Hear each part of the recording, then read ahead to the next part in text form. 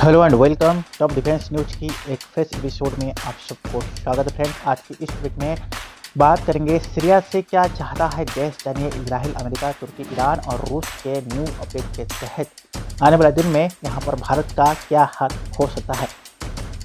जो कि अपडेट आ रहा है वर्ल्ड वार के तहत सीरिया से यहाँ पर राष्ट्रपति एक बशर अल असद भाग चुके हैं और उसकी सरकार गिर चुकी है।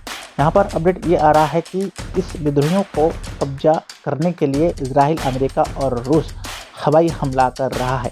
जहाँ तक हम बात करेंगे, ज़्यादातर दूतावास खाली हो चुके हैं, कई तो टूट भी चुके हैं, लेकिन रूस का सुरक्षित अपडेट हो रहा है।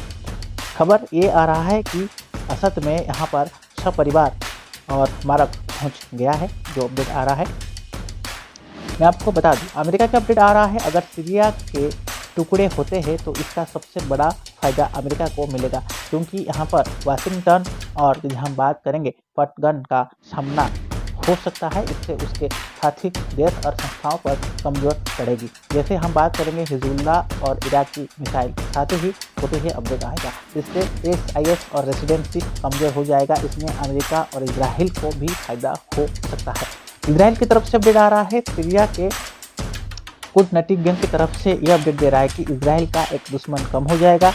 इजराइल सेना लगातार यहाँ पर सीरिया की हथियार और यदि हम बात करेंगे सप्लाई और मिलिट्री ठिकाने पर हमले कर रहे हैं। यहाँ पर सीरिया की यदि हम बात करेंगे हिजबुल्लाह की सप्लाई लाइन्स टूट जाएगी, साथ ही इजराइल की ताकत बढ़ेगी। वो यहाँ पर गलन साइड पर ज़्यादा मजबूत भी हो सकता है।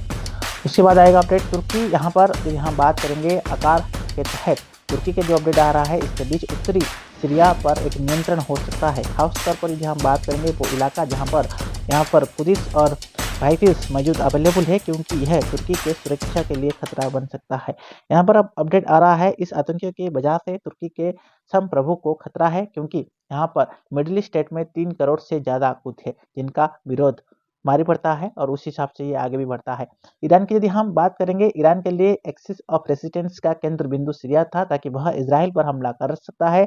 IS का दबदबा के कम करना चाहता है। साथ ही ईरान सीरिया के यहाँ पर टूटने से बचने का प्रयास करेगा, क्योंकि इससे उसके लिए खतरा भी बढ़ जाएगा। सीमा पर संतुलन नहीं रहेगा, ईरान को खतरा ज़्यादा हो जाएगा। रूस की यदि बात करेंगे, सीरिया रूस का बहुत पुराना दोस्त है। 1971 की यदि हम बात करेंगे, यहाँ पर टाटसन में रूस को बेस मौजूद किया गया था। यह रूस का मजबूत एक भूमध्य सागर वाले बेस से रूस ने IS को रोकने और सीरिया की मदद करने के लिए हवाई हमले भी किया है, ताकि यहाँ पर सीरिया की सीमा और सुरक्षित रहे। रूस ये चाहता है कि सीरिया में संतुलन बना रहे, साथ ही राजनीतिक समाधान भी अपडेट के तहत आगे बढ़ पाए।